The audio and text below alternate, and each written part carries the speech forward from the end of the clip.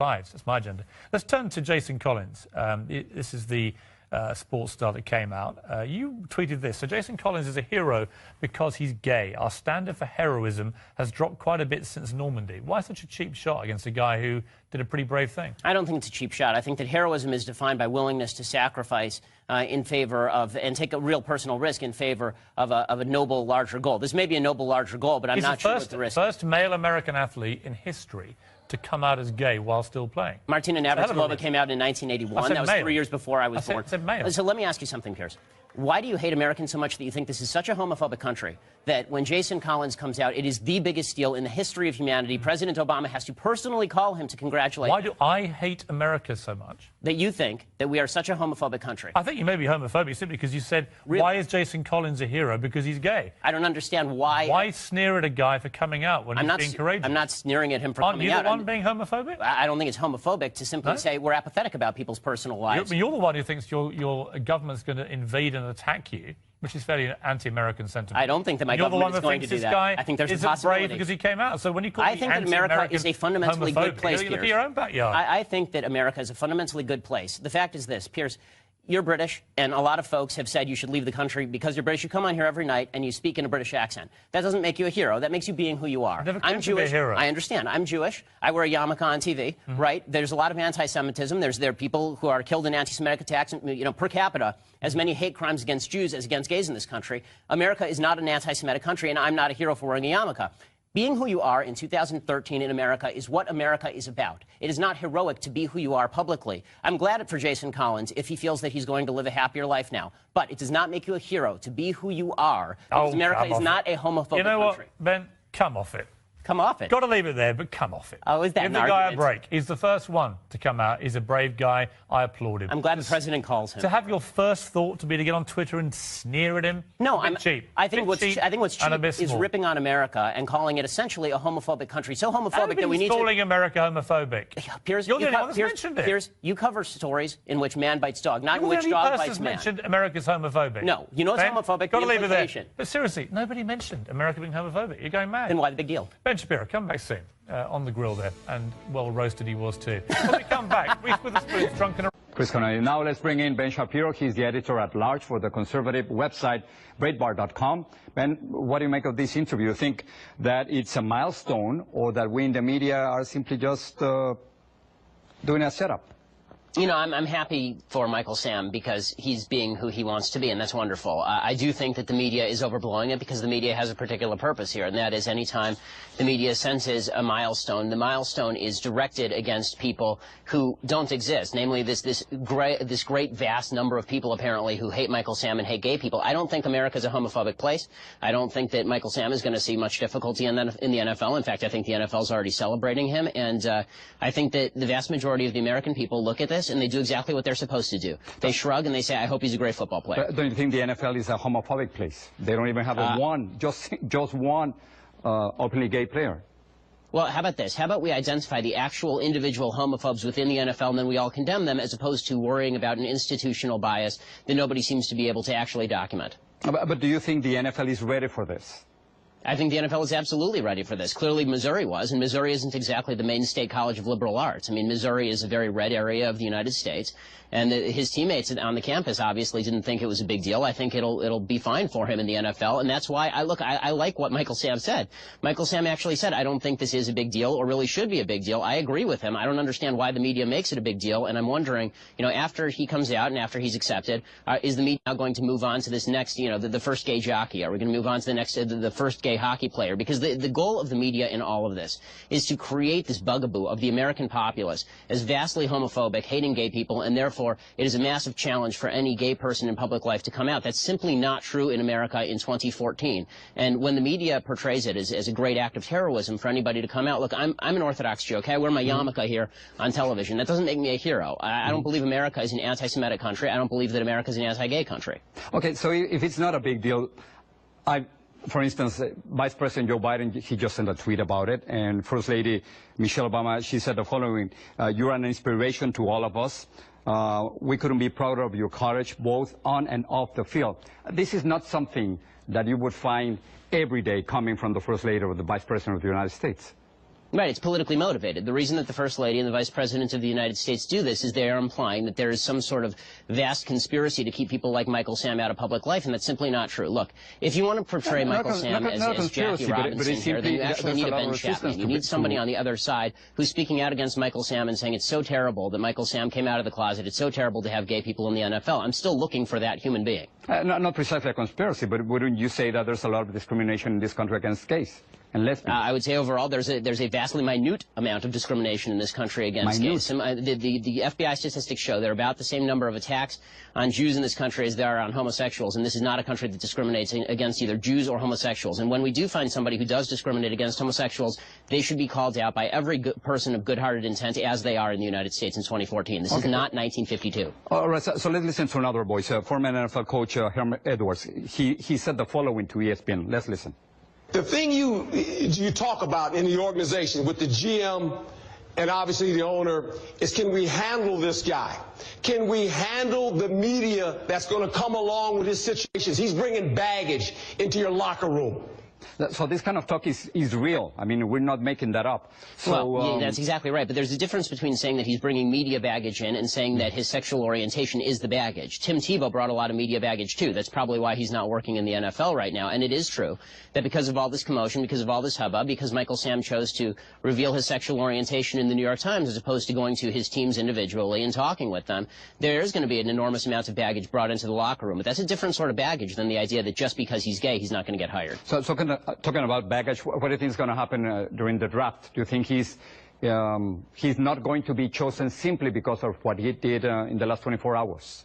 No, I mean, I think that probably there will be some teams that pass on him because they don't want the publicity associated with picking Michael Sam, but I think that he's going to be picked pretty close to where he was going to be picked anyway, because bottom line is, in America in 2014, thank God, this is a meritocracy, and I think that you look at football teams, and if they feel that Michael Sam can play and play well, they'll pick him. Ben, so you think this is a non-story? I'm thinking of many young students, young players, who are seeing this story today as we speak, and they're just finding the courage to come out, to say, this is who I am. I think precisely the opposite. I think the more casually we treat people coming out of the closet as opposed to a vast national celebration every time somebody comes out of the closet, that'll make it easier, not harder for gay people to come out, because they're going to look at the situation and say, look, it's not about me facing discrimination. I don't have to overcome some sort of huge mythical challenge from the quote-unquote right-wing establishment. I can come out when I want, and I can do what I want with my life, and I don't have to face all of this discrimination. The more we play up the idea that there's discrimination, this sort of phantom discrimination, the harder it is for people to come out. But I'm surprised, Ben, that you're saying that there's no discrimination in this country against gays. I'm saying that compared to other countries, there is a minute amount of discrimination in this country against gays. Hey, Ben, thanks so much for talking to us. Thanks so much. I really appreciate it. When you say that, with your tweet, for example, you say, so Jason Collins is a hero because he's gay, our standard for heroism has dropped. I mean, you don't think that that actually lends to this idea that perhaps some people are not as open and as accepting in this country? You know, I mean, who are you to judge and say whether or not he should be considered someone who is a hero and inspirational to other young men out there?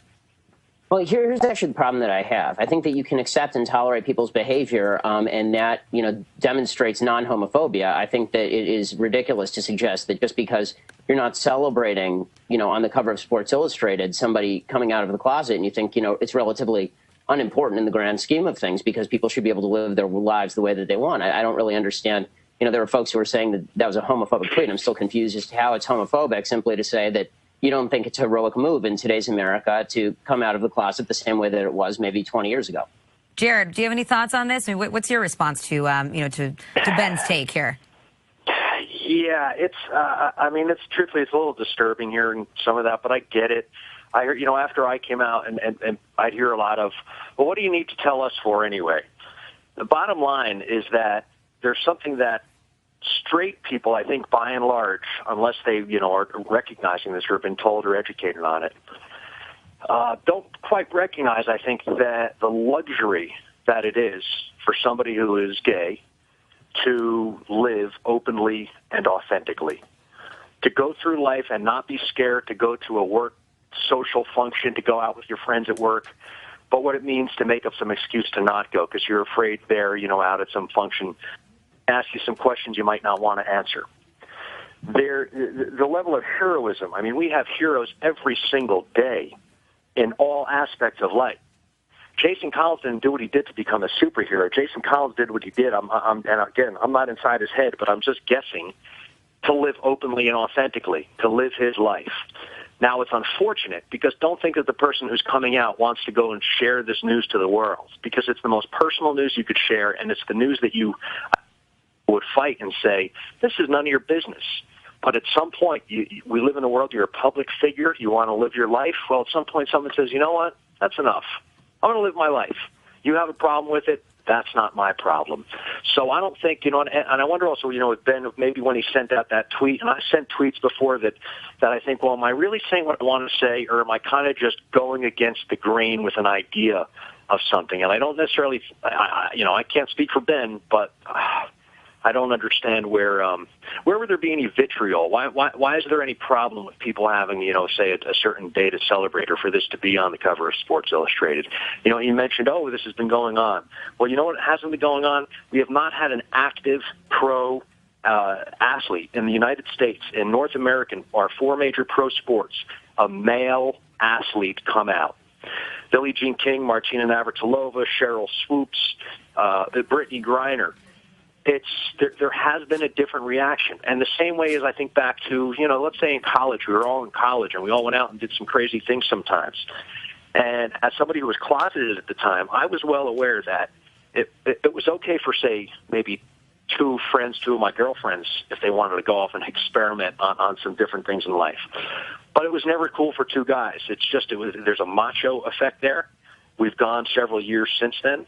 And I think it's okay now it's not that weird for even a professional basketball player to say, yeah, I'm gay. Well, let's let Ben respond. I mean, Ben, do you have anything to say to that as to, what Jared... No, I totally agree with a lot of that. I mean, I especially agree with what he said at the very end, where he says that, it's not that strange anymore for folks to be gay. And that's why I think that it's a mistake for the media to portray it as though this is some groundbreaking moment, when the truth is there is no resistance here. There is nobody who is really coming out and saying, I have yet to hear the response really saying that Jason Collins should not have come out of the closet. I'm still, no one has said that. But the thing is, Ben, you have to realize, it's a great triumph. I'm wondering why. Let me read a comment from one of our viewers. This one's from the Norwegian 76, who says, this is the Republican way to deal with social issues, pretend that they do not exist. And I think that he does have a little bit of a point there, in that there still is a lot of bigotry in this country. We still have laws on the books that deny people equal rights when it comes to the right to be able to visit their loved ones in the hospital, the right to be able to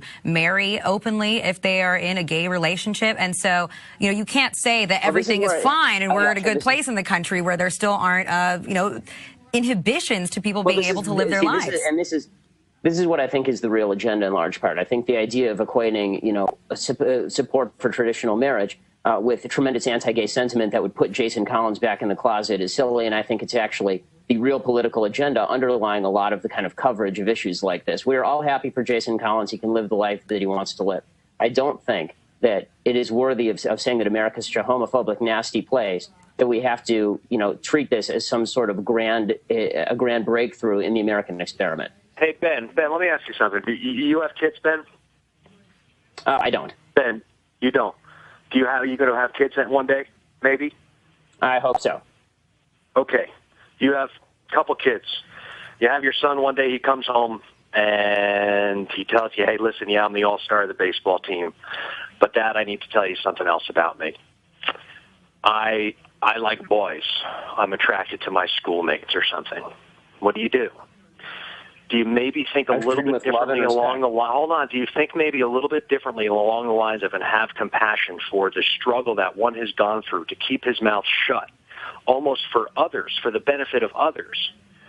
I just don't see how you can't see the heroism Jared, here. I have nothing but compassion for these folks, and I have nothing but compassion for Jason Collins, and I hope he lives the life he wants to live. What I don't think is appropriate is slandering the American people by implication as a bunch of nasty folks who are out to get folks like Jason Collins. I just don't see that in today's America. Who's slandering American folks? I'm saying this is a great day for American people. This is a huge day for Americans. Jared, you just said to me that, people like me, people who are conservative, would not even accept, presumably, their own sons if their sons came home and said they were gay. And I didn't use any word conservative. I'm just hearing this. I'm thinking, I don't get it. Why is there... Let's just say it has nothing to do with being gay. Let's just say it's the story is, I like to read the New York Times. and you like to read the New York Post. You read the New York Post, I'll read the New York Times, and let's both enjoy life and move on and not have to say about I don't understand what each other does. I agree with you. I agree with you. And this is my problem. I think most Americans agree with both of us. And that's why I think that this is overblown. All right, let me just, we're going to have to wrap it up here in a moment. But, Ben, let me just ask you, too. So I have one tweet here that was in response to your original tweet that says, but for real, Ben Shapiro, it's a shame you couldn't have been gunned down on D-Day. No. Have you gotten a lot of responses like this? Oh, sure. I mean, tolerance, you know, I would prefer to see it run both ways. There's no room for that. It's disgusting.